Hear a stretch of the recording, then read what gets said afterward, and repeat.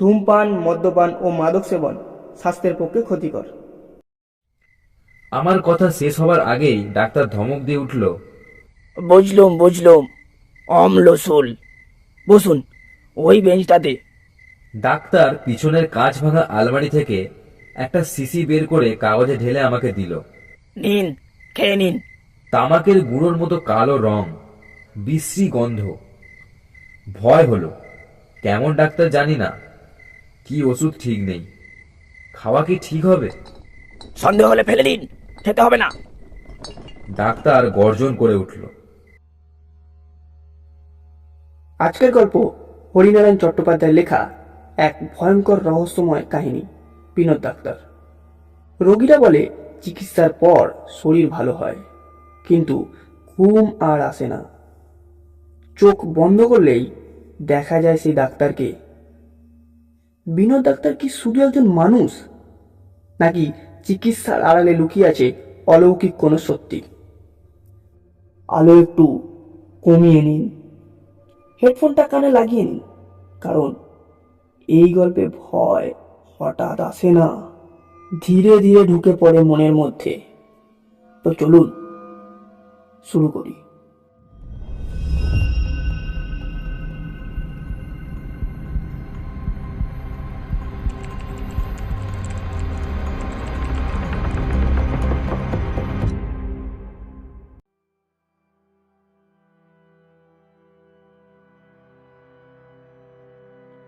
আমার চাকরি এই রকমের, এক জায়গা থেকে আরেক জায়গায় ঘুরে বেড়ানো, ব্যাংকের হিসাব দেখা। কোথাও 3-4 দিনেই কাজ হয়ে যায়, আবার কোথাও দিন 20ও লেগে যায়। এটা নির্ভর করে ব্যাংকের হিসাবের জট কেমন পাকিয়েছে তার উপর। আগে ব্যাংকের শাখা কেবল বড় বড় শহরেই থাকতো, কিন্তু এখন চাষিদের সুবিধার জন্য আধা শহরে, গ্রামেও শাখা হচ্ছে। আমাকে বেশিরভাগ সময় এইসব আধা শহরেই যেতে হতো। এই ধরনের কাজে একবার বিরামপুরে যেতে হয়েছিল। সকালে অফিসে গিয়ে শুনলাম বেলা 3টের গাড়িতে রওনা হতে হবে। আমার এক প্রস্থ বিছানা বাঁধাই থাকতো। সুটকেস গুছিয়ে নিয়ে ট্রেনে চড়ে বসলাম।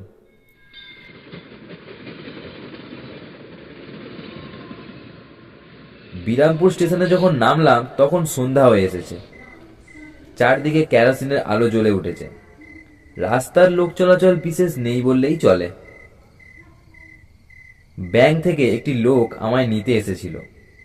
আমরা দুজনে সাইকেল রিক্সায় চড়ে বেশ কিছুটা গিয়ে একতলা লাল রঙের বাড়ির সামনে পৌঁছলাম।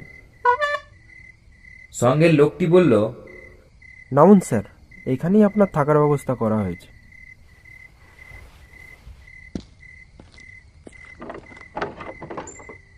দুখানা ঘর, মাঝখানে ছোট একটা উঠান, ওপাশে রান্নাঘর, একজনের জন্য যথেষ্ট।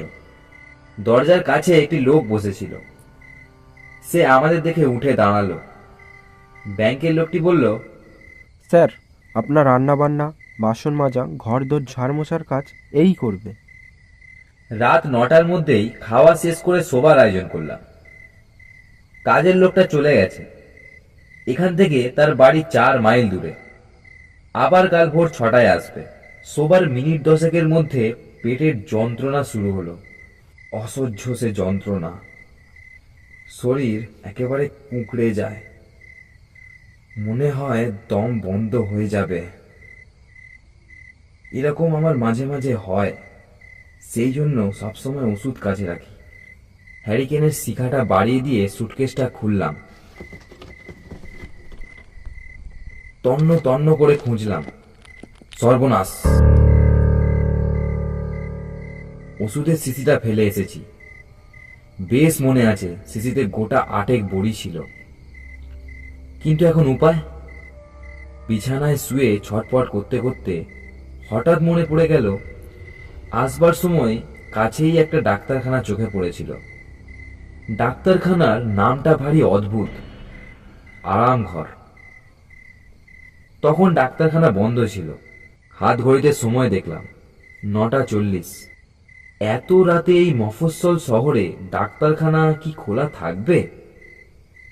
যাই হোক, আমাকে একবার চেষ্টা করে দেখতেই হবে। যন্ত্রণা ক্রমেই অসহ্য হয়ে উঠছে যে। যদি ডাক্তারখানা বন্ধ হয়ে গিয়েই থাকে তাহলে খোঁজ করে দেখতে হবে ডাক্তার হয়তো ওই বাড়িতেই থাকে। দরজা ধাক্কা দিয়ে তাকে উঠিয়ে একটা ব্যবস্থা করতে বলতে হবে। কোনো রকমে উঠে দরজায় তালা লাগিয়ে রাস্তায় এসে দাঁড়ালাম। চারদিক অন্ধকার, রাস্তার বাতিগুলোও নিভিয়ে দিয়েছে। দু হাতে পেট চেপে প্রায় কুঁজো হয়ে এগিয়ে গেলাম। বরাত ভালো, আরামঘর খোলা, টিমটিমে আলো দেখা যাচ্ছে। ঢুকতেই দেখা হয়ে গেল। পরনে কালো রঙের স্যুট, কালো টাই, ময়লায় তেলচিটে অবস্থা। এক মাথা পাকা চুল প্রায় কাঁধ পর্যন্ত নেমে এসেছে। তোবড়ানো মুখ, দুটি চোখ রক্তের মতন লাল। কি চাই? রোগা চেহারা হলে কি হবে, বাজখাই গলার আওয়াজ। পেটের যন্ত্রণার কথা তাকে বললাম। আমার কথা শেষ হবার আগেই ডাক্তার ধমক দিয়ে উঠল, বুঝলুম, অম্লশূল। বসুন ওই বেঞ্চটাতে। ডাক্তার পিছনের কাঁচ ভাঙা আলমারি থেকে একটা শিশি বের করে কাগজে ঢেলে আমাকে দিল। নিন, খেয়ে নিন। তামাকের গুঁড়োর মতো কালো রং, বিশ্রী গন্ধ। ভয় হলো। কেমন ডাক্তার জানি না, কি ওষুধ ঠিক নেই। খাওয়া কি ঠিক হবে? সন্দেহ হলে ফেলে দিন, খেতে হবে না। ডাক্তার গর্জন করে উঠল। টেবিল, বেঞ্চ, আলমারি সেই আওয়াজে থর থর করে কেঁপে উঠল। সঙ্গে সঙ্গে আমি ওষুধটা গালে ঢেলে দিলাম। কি আশ্চর্য, মিনিট পাঁচেকও লাগলো না, ব্যথাটা একেবারে সেরে গেল। জিজ্ঞাসা করলাম, আপনাকে কত দিতে হবে? আবার বোমা ফাটলো। কে মশাই আপনি? বিনোদ ডাক্তারকে পয়সা দিতে চাচ্ছেন? কত লাখ টাকার মালিক আপনি, জানেন না আমি পয়সা নিয়ে চিকিৎসা করি না। নিজের দোষ কাটাবার জন্য মৃদু কণ্ঠে বললাম, কিছু মনে করবেন না, আমি আসলে এখানে নতুন এসেছি, এসব জানা ছিল না। তা আপনার ডাক্তারখানা কতক্ষণ খোলা থাকে? সারা রাত। বলেই বিনোদ ডাক্তার খিঁচিয়ে উঠল। আপনার আর কিছু দরকার আছে? না থাকলে উঠে পড়ুন, আমার অন্য রোগীরা আসবে। বাড়ি চলে এলাম।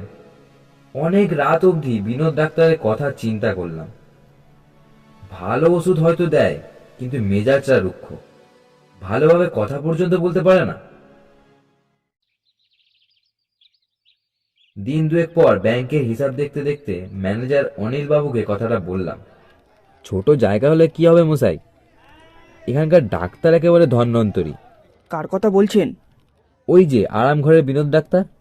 আমার উত্তর শুনে অনিলবাবু কিছুক্ষণ আমার দিকে এক দৃষ্টে দেখল, তারপর জিজ্ঞাসা করলো, বিনোদ ডাক্তারের সঙ্গে দেখা হলো কোথায়? বললাম, দিন দুয়েক আগে পেটে একটা ব্যথা হয়েছিল। এরকম আমার মাঝে মাঝে হয়। বিনোদ ডাক্তারের একটা বড়িতেই সেরে গেলাম। আশ্চর্য ওষুধ। অনিলবাবু আর কিছু বলল না, কিন্তু লক্ষ্য করলাম সারাটা দিন আমাকে যেন এড়িয়ে চলল। ব্যাপারটা ঠিক বুঝলাম না। বিনোদ ডাক্তার তার বদমেজাজের জন্য বোধহয় এই এলাকায় কারো প্রিয় পাত্র নয়। এই জন্য অনিলবাবুও সম্ভবত তাকে পছন্দ করে না। তাই আমার বিনোদ ডাক্তারের কাছে যাওয়াটা অনিলবাবু ভালো চোখে দেখেননি। কিন্তু আমার অবস্থা আমি জানি। সারাটা রাত সেই নিদারুণ যন্ত্রণা সহ্য করে পরের দিনই অনিলবাবুর পছন্দসই ডাক্তারের জন্য অপেক্ষা করা আমার পক্ষে অন্তত সম্ভব ছিল না।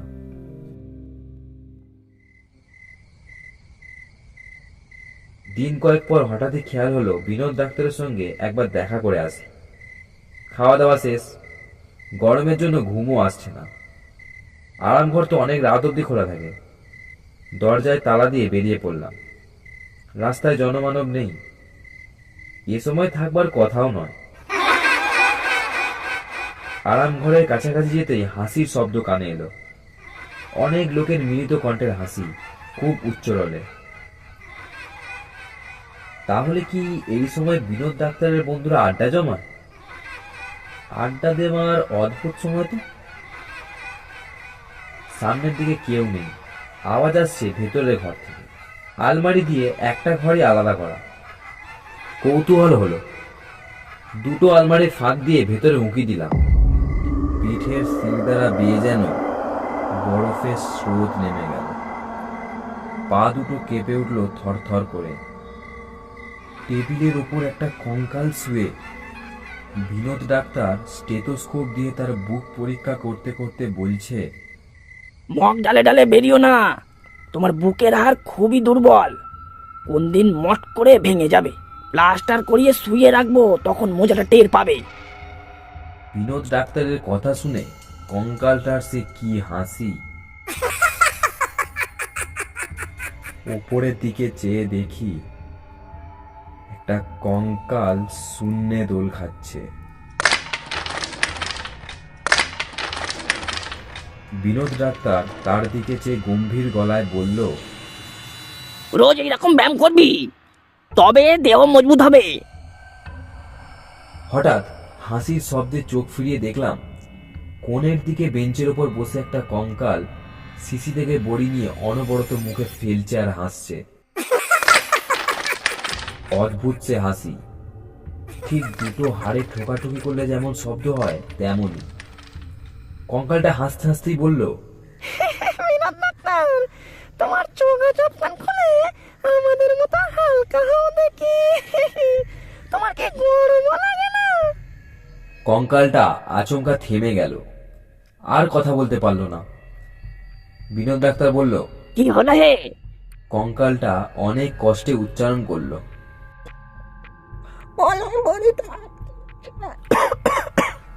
বলেই কঙ্কালটা দুটো হাত দিয়ে নিজের গলাটা মোচড়ালো।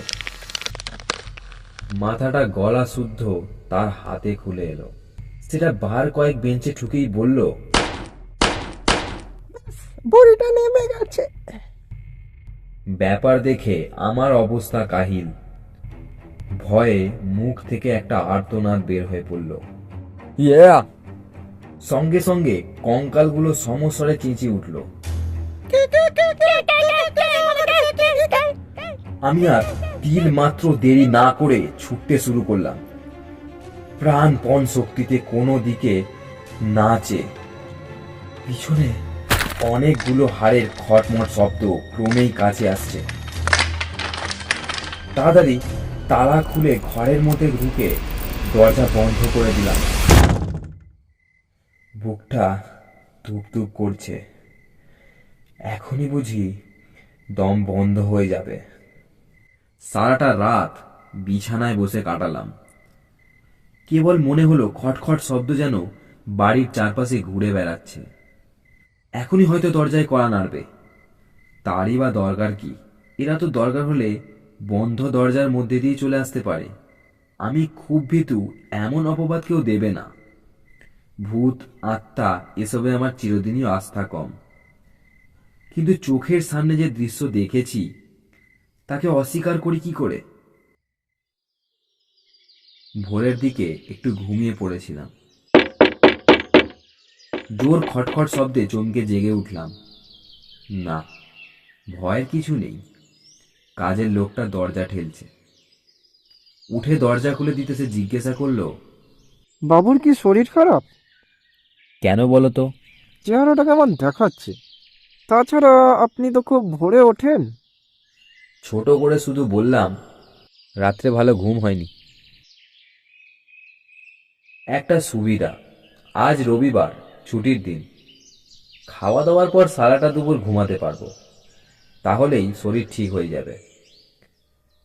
কিন্তু আগের রাতে দেখা সেই বীভৎস দৃশ্য চোখের সামনে থেকে তাড়াবো কি করে? বিনোদ ডাক্তারের সম্বন্ধে সবকিছু আমাকে জানতেই হবে। কাজের লোকটির নাম যোগেন।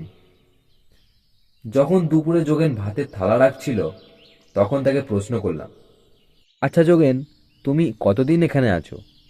মাথা চুলকে যোগেন বলল, কোথায় বাবু? এই বিরামপুরে। তা 20-22 বছর হবে বাবু। কেন বলুন তো? আচ্ছা, তুমি বিনোদ ডাক্তারকে চেনো? বিনোদ ডাক্তারের নামটা কানে যেতেই যোগেনের মুখের চেহারা ফ্যাকাশে হয়ে গেল, চোখের দৃষ্টিতে ভয়ের ছাপ। চিনতাম বাবু, উনি এলাকার নাম করা ডাক্তার ছিলেন। ওর ওষুধ যেন কথা বলতো। ছিলেন বলছো কেন? এখন নেই? না বাবু, বছর 5 হলো মারা গেছেন। সে কি? হ্যাঁ বাবু, 4 বন্ধু মিলে পাশা খেলছিলেন, হঠাৎ ঝড় উঠেছিল। যেমন হাওয়া জোর, তেমনি বৃষ্টির দাপট। কত বাড়ির চাল উড়ে গিয়েছিল, কত গাছ যে উপড়ে পড়েছিল তার ঠিক ঠিকানা নেই। আরামঘরের পাশে বিরাট একটা বট গাছ ছিল, সেই বট গাছ শিকড় শুধু উপড়ে পড়েছিল আরামঘরের ছাদের ওপর। ব্যাস, বিনোদ ডাক্তার আর 3 বন্ধু খতম। কেউ একটু চেঁচাপারও অবকাশ পায়নি। শিকড়ের মাঝে এমনভাবে 4 বন্ধুর দেহ চাপা পড়ে গিয়েছিল যে পরের দিন তাদের দেহ কেটে বার করতে হয়েছিল। বাধা দিয়ে বললাম, কিন্তু আমি বিনোদ ডাক্তারকে যে দেখেছি।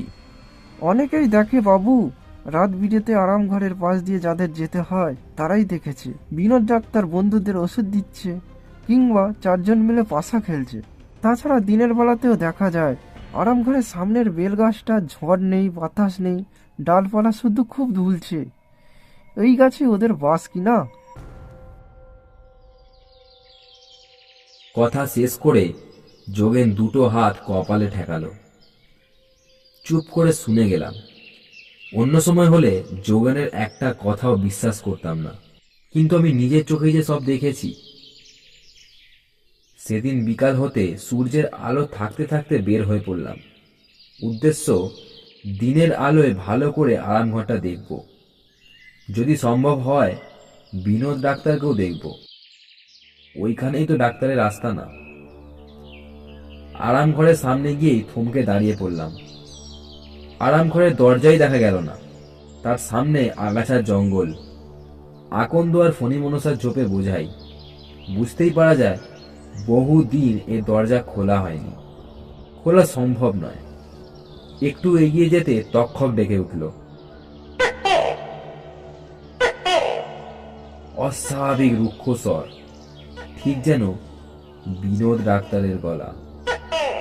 পিছিয়ে আসতেই চোখে পড়ল, চারদিক থমথমে, কোথাও ছিটে ফোটা বাতাস নেই, অথচ সামনের বেলগাছের উঁচু দিকের কয়েকটা ডাল সব এগে দুলছে।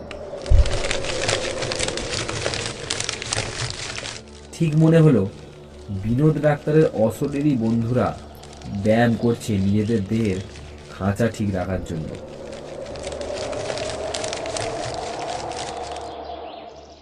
বাড়ি ফিরে এলাম।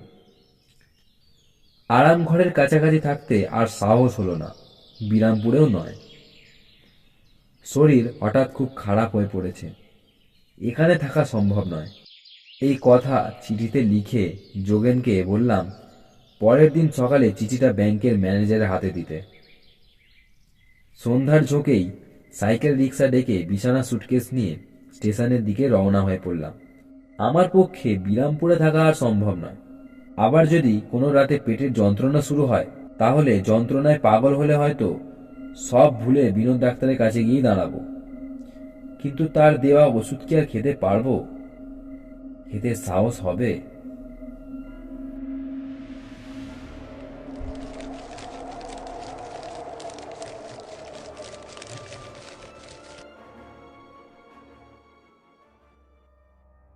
আজ শুনছিলেন হরিনারায়ণ চট্টোপাধ্যায়ের লেখা বিনোদ ডাক্তার। গল্পটি আপনাদের কেমন লেগেছে সেটি কমেন্ট করে জানাবেন। আরও নতুন নতুন গল্পের আপডেট পেতে হলে আমাদের চ্যানেলটিকে সাবস্ক্রাইব করুন। আজ গল্পের সূত্রধার সুরজিৎ, গল্প পাঠে অয়ন, অন্যান্য চরিত্রে আছে সুরজিৎ, মৃগাঙ্ক। এছাড়াও শব্দ পরিবেশন ও পোস্টার ডিজাইনে আছে সুরজিৎ ও মৃগাঙ্ক।